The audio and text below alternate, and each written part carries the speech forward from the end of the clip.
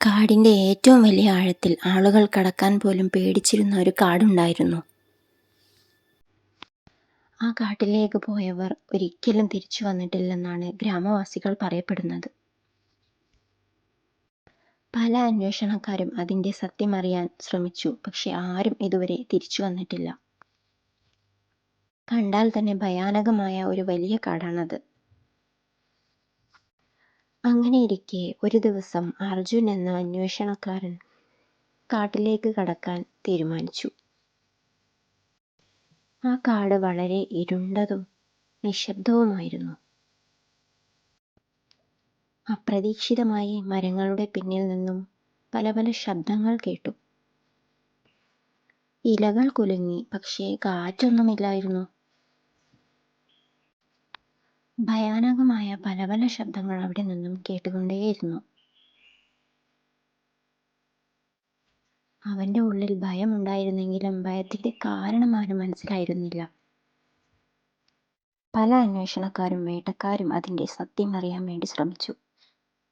ക്യാമറകളും ടെന്റുകളും ഉപകരണങ്ങളും എടുത്ത് അവർ കാട്ടിലേക്ക് പോയി. പക്ഷെ അതിൽ ഒരാൾ പോലും തിരിച്ചു വന്നില്ല. കുറച്ച് തകർന്ന സാധനങ്ങൾ മാത്രം കാട്ടിന്റെ പ്രദേശത്ത് നിന്നും കിട്ടാറുണ്ടായിരുന്നു.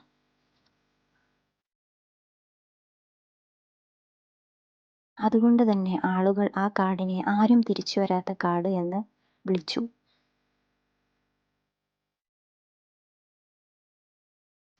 അങ്ങനെയിരിക്കെ അർജുൻ എന്ന യുവ അന്വേഷണക്കാരൻ ഒരിക്കൽ ഈ കഥ കേട്ടു. അവൻ ഈ കഥകളൊന്നും വിശ്വസിച്ചില്ല.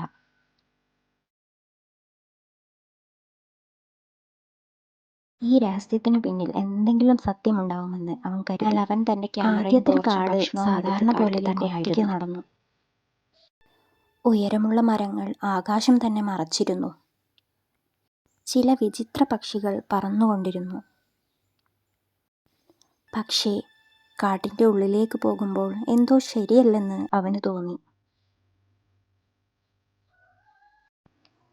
കാട് കൂടുതൽ ഇരുണ്ടതും നിശബ്ദവുമാവുകയായിരുന്നു.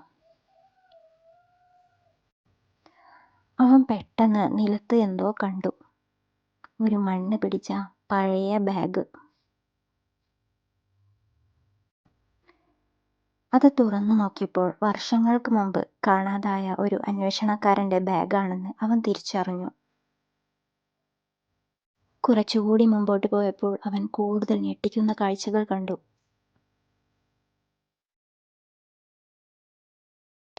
തകർന്ന ക്യാമറകൾ, കീറിയ ടെന്റുകൾ, കാണാതായ ആളുകളുടെ ഉപകരണങ്ങൾ.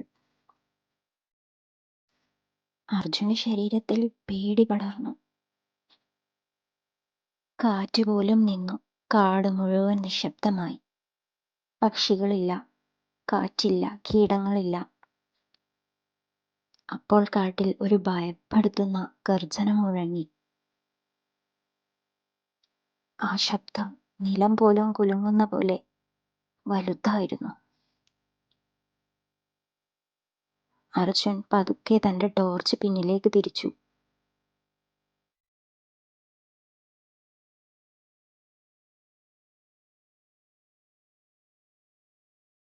ആദ്യത്തിൽ ഒന്നും കാണാനായില്ല.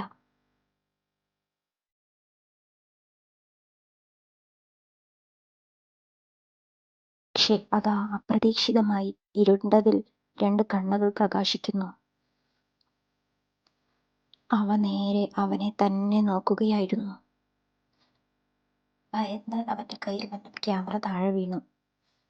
കോഡിങ് അവിടെ അവസാനിച്ചു. അടുത്ത ദിവസം ഗ്രാമവാസികൾ കാടിന്റെ പ്രദക്ഷിണ ഭാഗത്ത് അർജുന്റെ ക്യാമറ കണ്ടെത്തി. പക്ഷേ അർജുൻ മാത്രം ഒരിക്കലും തിരിച്ചു വന്നില്ല. ക്യാമറയിലെ അവസാന ദൃശ്യം ഒരു ദൃശ്യം മാത്രമാണ് കാണിച്ചത്. ഇരുണ്ടതിൽ നിന്നും പതുക്കെ അവന്റെ നേരെ നീങ്ങുന്ന വലിയ നിഴൽ.